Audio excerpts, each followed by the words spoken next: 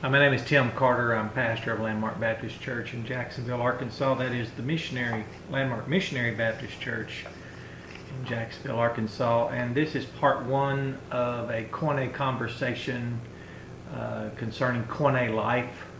And that phrase, why we've coined it now, is because KOINE Life is a life of a commoner, someone who just simply takes the text, that is, lives by the Bible. Our fellowship is certainly ridiculed by our very post modern age and culture.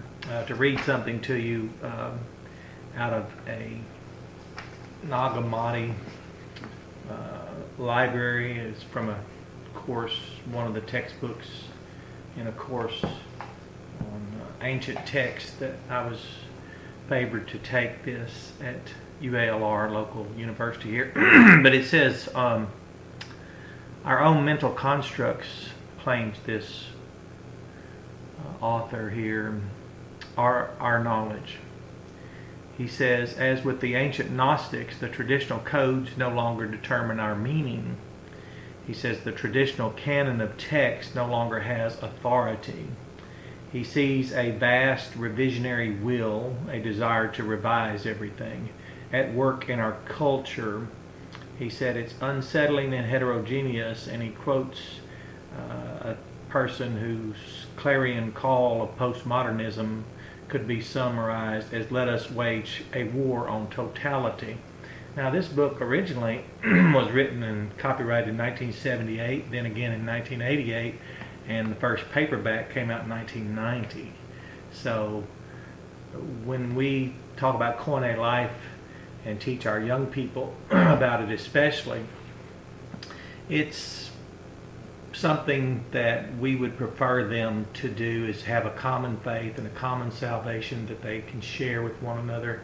But also remember that the text we use, the KOINE text, is very wordy and very specific, so much so that it's painfully obvious many times when our young people are presented with these things, let's say a flummox, a contradiction, contraries.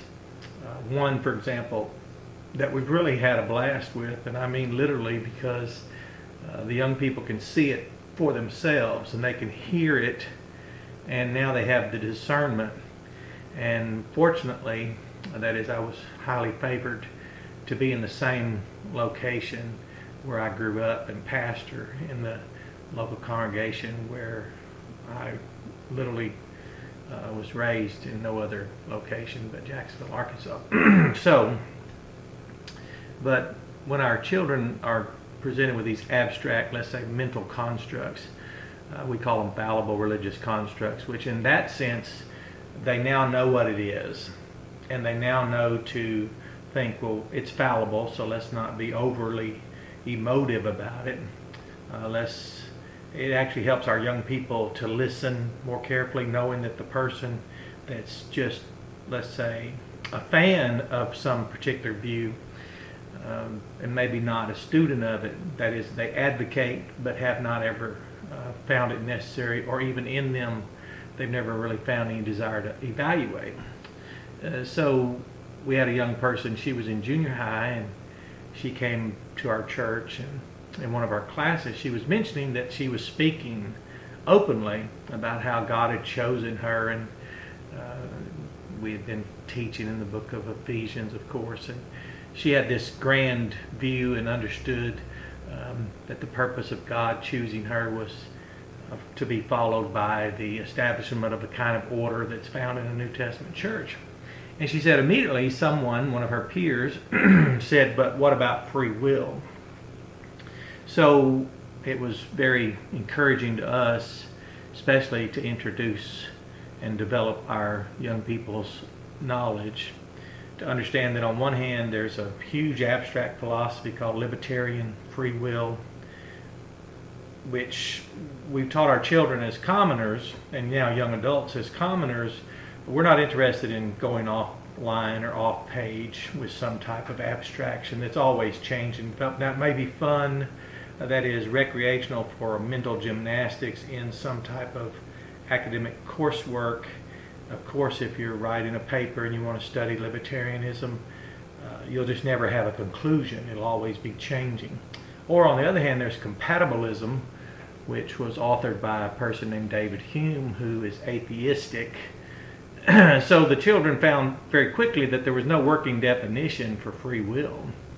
So when we taught them what is in their King James English Bible, that God caused a deep sleep to come upon Adam, and then we showed them in other places where that was there with reference to man, particularly Genesis 15:6, where Abram caused himself to believe God, then they could understand causal agency, and that they, when presented with the gospel, are the ones who are expected to deliberately cause themselves to believe. John 20:31.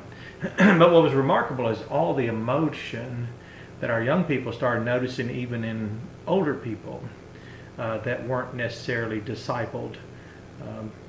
Our fellowship began on February 2nd, 1950, and in the organization session, Dr. L.D. Foreman presided over that, and helped that original group come into the state of being an assembly, a called out body to function and to carry out the Great Commission on their own. And not everyone's so favored to be so close in proximity and so well connected with studious men like that. So it's not that unusual in our congregation to have working definitions, and that's what we started doing deliberately to give our young people. So KOINE Life doesn't find our children in a flummox like between libertarianism, which is undefined, and compatibilism, which is undefined. They have a working definition of free will. They understand how that's synthesized in the scriptures, that it's not a dichotomy. They're not interested in wandering away off page, and they're happy as well-educated young people. They do very well in school, academically, in college. They're very successful. So when we speak of ourselves as commoners, we're saying we just don't have a need and don't have value for going off page into some philosophical or some abstract mental construct. So that's the introduction to KOINE Life. It's quite an honor to train up children to see that after now multiple decades, I personally see them how much more clearly they think, how much they enjoy the singularity of their faith, the singularity of their hope, their calling, the singularity of the Lord, of their baptism, of their faith. So it's very encouraging, but that's an introduction. And what we'll do is cover each topic under KOINE Life and as it relates to these young people. And in the future, we'll have interviews more specifically with some of our workers at our church who work with our young people more directly. But that's enough for now as the introduction to KOINE Life Part 1.